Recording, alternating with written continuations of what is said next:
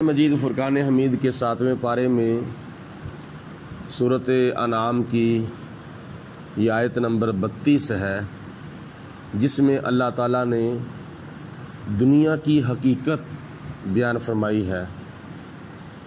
اللہ فرماتا ہے وَمَا الْحَيَاةُ الدُّنْيَا إِلَّا لَعِبٌ وَلَهْوٌ، اور اس دنیا کی حقیقت جو ہے وہ کھیل اور تماشے کے سوا کچھ بھی نہیں ہے۔ وَلَلدَّارُ الْآخِرَةُ، اور البتہ آخرت کا جو گھر ہے، خیرٌ، وہ بہتر ہے، لِلَّذِينَ یتقون، ان لوگوں کے واسطے جو اللہ تعالیٰ سے ڈرتے ہیں۔ افلا تعقلون، اے دنیا والو کیا تم اس بات کو سمجھتے نہیں ہو؟ قرآن مجید فرقان حمید کی اس آیت مبارکہ میں اللہ تعالیٰ نے دنیا کی حقیقت یہ بیان فرمائی ہے کہ یہ صرف اور صرف کھیل اور تماشا ہے۔ کسی چوک کے اندر، کسی بازار میں جب کوئی مداری گر آتا ہے تو وہ اپنے کرتب دکھاتا ہے، جادو کے ذریعے، کالے علم کے ذریعے 1 روپے کے 2 روپے بنا کے دکھا دیتا ہے، اور 2 روپے کے 4 روپے بنا کے دکھا دیتا ہے، اور اپنی رسی ایک کان میں ڈالتا ہے، دوسرے کان سے نکال کے دکھا دیتا ہے۔ اس طرح کے حیرت انگیز وہ کرتب کر کے دکھاتا ہے، صرف اور صرف جادو کے ذریعے اور کالے علم کے ذریعے۔ تو دیکھنے والے بڑے متحیر اور بڑے متعجب ہو جاتے ہیں، اور وہ چند گھڑیاں دیکھ کر وہ کہتے ہیں کہ کیسا یہ کمال ہے، حالانکہ کمال نہیں ہوتا، وہ ایک استدراج ہوتا ہے جو انسان کی عقل کو حیرت اور حیران کر دیتا ہے۔ جیسے اللہ تعالیٰ کی ذات بابرکات کی قدرت اور نبی پاک علیہ السلام کا معجزہ، اور پہلے نبیوں کے معجزے، اور صحابہ کرام یا اولیاء کرام کی کوئی کرامات ہوتی ہیں جو انسان کی عقل میں نہیں آتی۔ اور چوتھے نمبر پر کافر کا، جادوگر کا استدراج ہوتا ہے جو وقتی طور پر انسان کی عقل کو حیرت زدہ کر دیتا ہے، لیکن اس کی کوئی حقیقت نہیں ہوتی۔ ولی کی کرامت کی حقیقت ہوتی ہے، نبی کے معجزے کی بھی حقیقت ہوتی ہے، خدا کی قدرت کی بھی حقیقت ہوتی ہے، لیکن کافر کے استدراج کی کوئی حقیقت نہیں ہوتی۔ تو وہ جب تماشا لگتا ہے، مداری گر جب مداری کرتا ہے تو لوگ چاروں طرف کھڑے ہو کر دیکھتے ہیں۔ کتنی دیر تک؟ چند گھڑیاں، 5 منٹ، 10 منٹ، 15 منٹ، آدھا گھنٹہ۔ اس کے بعد وہ سارے کا سارا میلہ، تماشا، کھیل جو ہے وہ اجڑ جاتا ہے۔ مداری گر چلا گیا، اس نے اپنا سب کچھ بند کر لیا، چلا گیا، لوگ بھی اپنے اپنے گھروں میں چلے گئے۔ کچھ گھڑیوں کے بعد وہاں کچھ بھی نظر نہیں آتا۔ اسی طرح خدا نے فرمایا یہ جو دنیا ہے یہ بھی ایک کھیل اور تماشا ہے، یہ چند دنوں کی زندگی ہے، اور چند دنوں کے بعد تم یہاں نہیں رہتے۔ یہ آخر کار موت کا ذائقہ چکھ کے دنیا کی زندگی کو چھوڑ کر بندہ دارالبقاء میں چلا جاتا ہے، اور یہ وہ دنیا ہے جس کو بقا نہیں، اور آخرت کی وہ زندگی ہے جس کو فنا نہیں۔ تو حدیث پاک میں نبی پاک علیہ الصلوۃ والسلام نے اس دنیا کی حقیقت کو یہ بیان فرمایا ہے کہ کسی جگہ پر حضور علیہ الصلوۃ والسلام اور ساتھ صحابہ کرام جا رہے تھے، راستے کے اندر ایک مردار بکری کا بچہ پڑا ہوا تھا، اور اس کو کیڑے مکوڑے کھا رہے تھے۔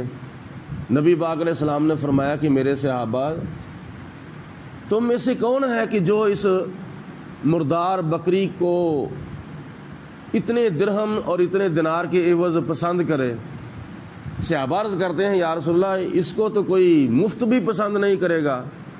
تو نبی پاک علیہ السلام نے فرمایا کہ پھر جان لو، دنیا کی جو حقیقت ہے وہ اس مردار سے بھی کئی درجے حقیر اور ناپائیدار ہے۔ اس دنیا کی حقیقت جو ہے وہ اتنی حقیر ہے۔ دوسری حدیث پاک میں نبی پاک علیہ السلام نے ارشاد فرمایا کہ دنیا سجن المؤمن و جنت الکافر، یہ جو دنیا ہے یہ مومن کے لیے قید خانہ ہے اور کافر کے لیے جنت ہے۔ تو آپ لوگوں کو پتہ ہونا چاہیے کہ قیدی جب قید میں جاتا ہے وہ اپنی مرضی سے کوئی بھی کام نہیں کرتا، سونا جاگنا، کھانا پینا، اٹھنا بیٹھنا، جو بھی وہ کام کرتا ہے جیل میں جا کر وہ جیل کے قوانین کے مطابق کرتا ہے۔ تو اس لیے ہم دنیا کے اندر قیدی ہیں۔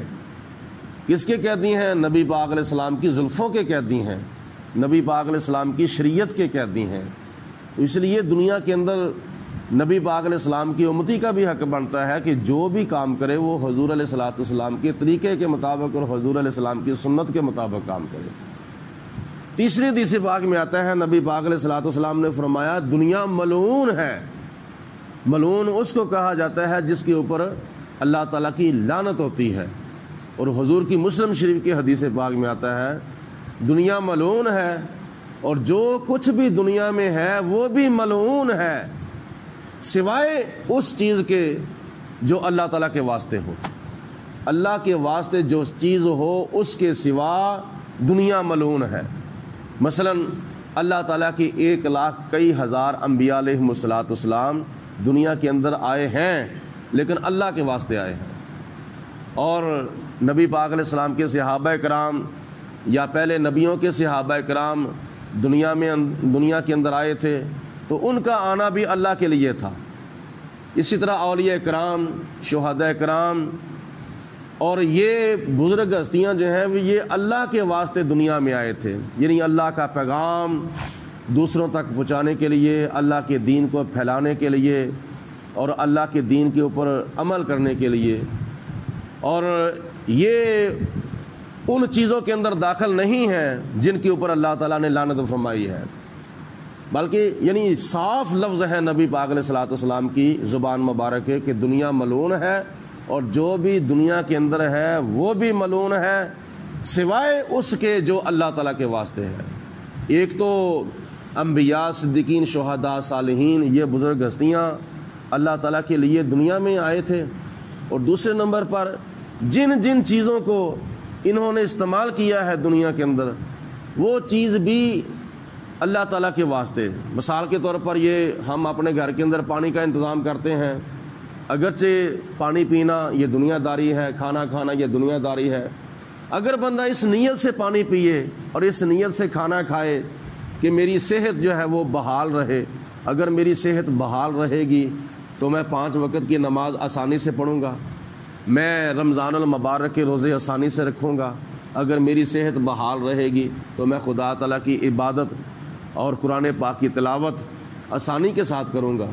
تو یہ کیا ہے؟ یہ اللہ تعالیٰ کے واسطے ہے۔ اسی طرح ہم کپڑے سلاتے ہیں، اگرچہ یہ دنیا داری ہے لیکن دنیا کا کام بھی اللہ رسول کے واسطے کیا جائے، دین سمجھ کر دین کے مطابق کیا جائے تو یہ جو ہماری دنیا ہے یہ بھی دین بن جائے گی۔ یعنی کپڑے تو ہم نے پہن ہی لینے ہیں، اگر ہم کپڑے پہنے کے ایسے نبی پاک علیہ السلام نے کپڑے پہنے تھے یا کپڑے پہننا نبی پاک علیہ السلام کی سنت ہے، کھانا کھانا بیٹھ کر حضور علیہ السلام کی سنت ہے، پانی بیٹھ کر پینا حضور علیہ السلام کی سنت ہے، باقی سارے کام جو ہیں وہ تو ہو ہی جانے ہیں۔ اگر کام کرنے سے پہلے ایک تو نبی پاک علیہ السلام کی سنت کی نیت کر لی جائے، دوسرے نمبر پر وہ کام نبی پاک علیہ السلام کے طریقے کے مطابق کیا جائے، چاہے وہ کام دنیا داری کا ہی کیوں نہ ہو تو وہ کام جو ہے وہ دنیا کا وہ بھی دین کا کام بن جاتا ہے، یعنی دین کے اندر وہ شامل ہو جاتا ہے۔ اس لیے حضور علیہ السلام نے فرمایا کہ دنیا ساری کی ساری ملعون ہے اور جو کچھ دنیا میں ہے وہ بھی ملعون ہے سوائے اس کے جو چیز اللہ تعالیٰ کے واسطے ہو۔ تو جو چیز اللہ کے واسطے ہو وہ چیز ملعون نہیں ہے۔ آگے خدا فرماتا ہے کہ ولد دار الآخرۃ، اور لیکن جو آخرت کا گھر ہے یعنی جنت، خیرن، وہ بہتر ہے، یعنی دنیا کے گھروں سے وہ بہتر ہے۔ حضرت سیدنا نوح علیہ الصلوۃ والسلام بھی دنیا میں تشریف لائے تھے، 950 سال تبلیغ فرمائی تھی، زندگی آپ کی اس سے بھی زیادہ ہے، لیکن آپ نے دنیا کا گھر بھی استعمال کیا تھا، لیکن ضرورت کے مطابق استعمال کیا تھا۔ آج ہم تو اپنی بلڈنگیں بناتے ہیں، مکانات بناتے ہیں، کوٹھیاں بناتے ہیں، عمارتیں بناتے ہیں ضرورت کے علاوہ۔ حالانکہ حضرت مولا علی شیر خدا رضی اللہ تعالیٰ عنہ کا قول ہے کہ اگر خدا نے تمہیں ضرورت کے مطابق چیز دی ہے نا تو سمجھ وہ تیرے لیے ہے، یعنی تجھے رزق دیا ہے ضرورت کے مطابق تو وہ تیرے لیے ہے۔ اگر تجھے خدا نے رزق تیری ضرورت سے زیادہ دیا ہے تو یہ نہ سمجھ وہ بھی میرے لیے ہے، بلکہ یہ سمجھ اس کے اندر اوروں کا بھی حصہ ہے، غریبوں کا، مسکینوں کا، یتیموں کا، معاشرے کے حقدار لوگوں کا بھی اس کے اندر حصہ ہے۔ اگر تجھے خدا نے ضرورت سے زیادہ رزق عطا فرمایا ہے تو اگر وہ بھی تو سمجھے کہ یہ بھی میرے لیے ہے تو پھر حقداروں کا حق ادا نہیں ہوگا۔